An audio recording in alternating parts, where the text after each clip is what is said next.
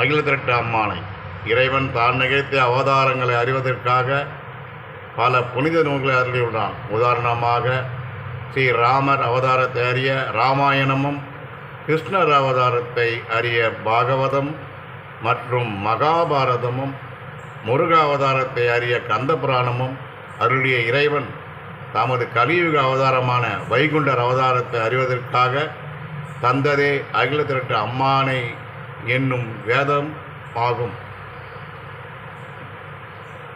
தர்ம யுகமாக்கி தாரணியை ஆளுவதற்கு கர்ம கலியில் கடவுளார் வந்த கதை அகில திரட்டு அம்மானை. இப்புனித அகில திரட்டு அம்மானையானது உலகம் தோன்றிய முதல் யுகங்கள் தோறும் ஸ்ரீ மகாவிஷ்ணு நிகழ்த்திய அவதாரங்களையும், அதன் தொடர்ச்சியாக கலியுகத்தில் ஸ்ரீ மகாவிஷ்ணு எடுத்த வைகுண்ட அவதாரம் பற்றியும் தோன்ற இருக்கின்ற தர்ம யுகத்தில் நல்ல மக்களை வைத்து ஸ்ரீ வைகுண்டர் ஒரு குடைக்கும் ஆளுவது வரையிலான நிகழ்வுகளை 8 யுகமாக வரிசைப்படுத்துகிறது.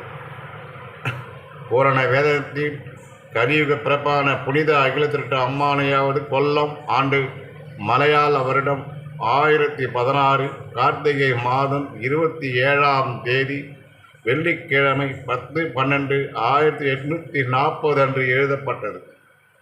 இறைஞான நித்திரையில் இருந்து தமது சீடரான திரு ரா ஹரிகோபாலனை எழுப்பி ஐயா ஏரணியும் என்னும் காப்பின் முதல் சீரை எடுத்து கொடுத்து எழுத வேண்டிய அனைத்தையும் அவரின் அகமழிந்து அருளி அகில திரட்டு அம்மானை தந்தார். பாண்டவர் தமக்காய் தோன்றி பகைதனை முடித்தமாயோன் வின்றிய கலியன் வந்த விசனத்தால் கையிலேகி சான்றவர் தமக்காய் இந்த தரணையில் வந்த நியாயம் ஆண்டவர் அருளி செய்ய அம்மானை எழுதலுற்றேன். அகில திரட்டு அம்மானை ஐயா உண்டு.